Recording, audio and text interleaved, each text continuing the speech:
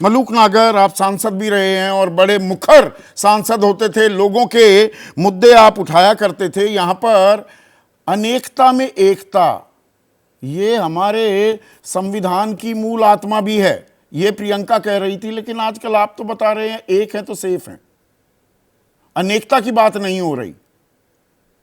संविधान के संरक्षक के तौर पर आप दिखा रहे हैं खुद को, पर संविधान की मूल आत्मा से ही के खिलाफ जा रहे हैं क्या? अनेकता में एकता अगर कह रहे हैं, जो बाबा अंबेडकर साहब ने जो गरीबों के, पिछड़ों के और पूरे देश के सभी धर्मों के देवता की तरह थे, जिन्होंने संविधान लिखा, तो ये भी तो एक ही है कि हम एक हैं तो सेफ हैं। अगर मान लो सारा देश के लोग एक रहें और देश तरक्की करे, सारे तो देश को एक रखने की बात कही जा रही है या सिर्फ हिंदुओं के लिए ये बात थी? ये तो अपने अपने ऊपर डिपेंड करता है कि अपने अपने ऊपर डिपेंड करता है। संविधान की पहली लाइन है, we the people of India having solemnly resolved to constitute India into a sovereign socialist secular democratic republic। हटा दीजिए सेक्युलर शब्द। नहीं, हम तो कह रहे, सुनो, मैं तो कह रहा हूं एक है तो सेफ है, ये सबके लिए लागू है। ये जो भी कोई सोचता है कि हिंदू की और मुसलमान की बात हो रही है, तो उसके ऊपर सोचने के ऊपर बात है। जहां तक बात संविधान की आती है, आज का जो संविधान का जो 75वां साल मनाया जा रहा है, अगर चौधरी साहब कॉन्स्टिट्यूट असेंबली में जाओगे 1947 से 1952 के बीच में, तो ज्यादातर स्पीशीज अगर निकालेंगे बाबा अंबेडकर साहब की, तो कांग्रेस के दूसरे बड़े नेताओं की स्पीशीज में तलखी दिखती है। और बाबा अंबेडकर साहब ने संविधान लिखा, और संविधान की आज बात हो रही है, तो कांग्रेस ने तो उनके जो बाबा अंबेडकर साहब जो लिखने वाले थे संविधान को, उनके सेक्रेटरी को उनके सामने लड़कर के चुनाव हराया। तो आज संविधान कानून मंत्री भी बनाया। अभी संविधान को माथे पर रखने वाले लोग, उनका प्रेरणा स्रोत आरएसएस संविधान को तो शुरू में मानता ही नहीं था। कितने सालों तक संविधान को मानने से भी इनकार किया। या मैं गलत जानकारी दे रहा हूं मलूक नागर? अरे चौधरी साहब, इसमें बहुत ज्यादा जरूरी एक है, माननीय मुलायम सिंह जी जो देश के बड़े नेता रहे हैं, माननीय मायावती जो देश की बड़ी नेता रही हैं और आज भी हैं, उनको जेल में डाल करके 1.5 साल जेल में रखा कांग्रेसियों ने। जब संविधान की धज्जियां उड़ाई, जब क्या हुआ, मायावती जी को जेल में डालने की कोशिश करी, सीबीआई आय से अधिक संपत्ति, संविधान की धज्जियां उड़ाई, तो क्या इस पे चर्चा नहीं हो रही है? क्या वॉशिंग मशीन जो चला रही है बीजेपी, अगर आज माथे से लगा रहे हैं संविधान को, अजित पवार को अपने सीने से लगा रहे हैं, हिमंता बिस्वा शर्मा को लगाया, मुकुल रॉय को लगाया, शुभेंदु अधिकारी को लगाया, जिसको गले लगाया वॉशिंग मशीन में धुलवाया, वो संविधान संगत है?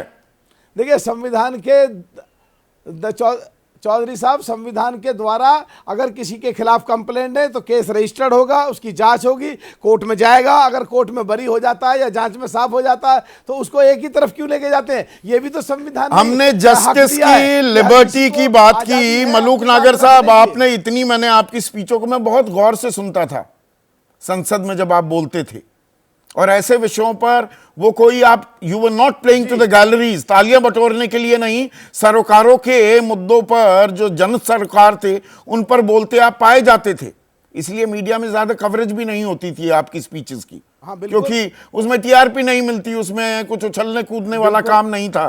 पर इक्वालिटी की बात, जस्टिस और लिबर्टी के बाद equality of status end of opportunity, यानी कि प्रतिष्ठा और अवसर की समता,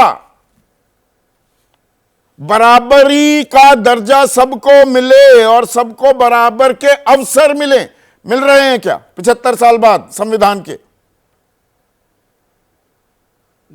देखिए, आपने उछलने कूदने की बात करी तो ठीक, 23 साल पहले हमारे देश के सिपाहियों ने शहादत दी थी, उनको मैं नमन करता हूं। और 1 साल पहले ठीक आज ही के दिन संसद में कुछ सो कॉल्ड उग्रवादी थे नहीं, हालांकि वो कूदे थे, तो उछल कूद तो संसद में जब भी हुई थी, बेनीवाल साहब और मैं ही आए थे वहां संभालने के लिए, वहां भी जरूरत पड़ी थी हम लोगों की ही। और जहां तक बात है इक्वालिटी की, ये तो 1947 से ही लिखते ही संविधान धज्जियां उड़ानी शुरू कर दी थी। जो आपने कहा 556 1959 में जब भी करा, और कितनी बार संविधान में बदलाव करे गए, equality of status and opportunity के तहत ही जो किसानों को लेकर आजकल बड़े परेशान हैं बीजेपी वाले आप लोग कि अरे किसान पुत्र, एक जाट पुत्र, देश के उपराष्ट्रपति, गरीब पृष्ठभूमि से आया हुआ, उसका अपमान किया जा रहा है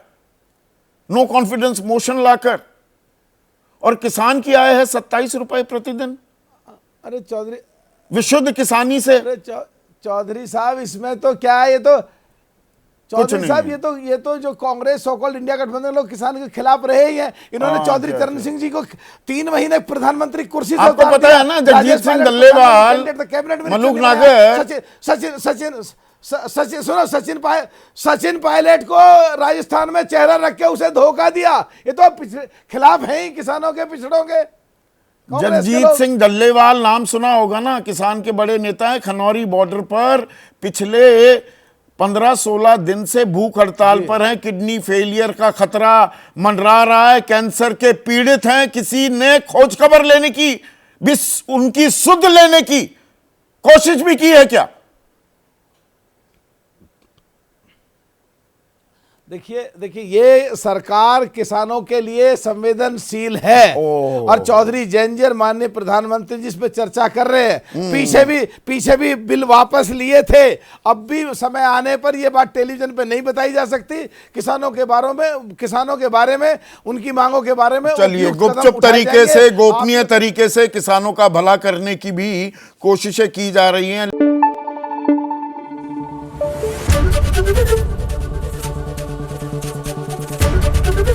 एबीपी न्यूज आपको रखे आगे।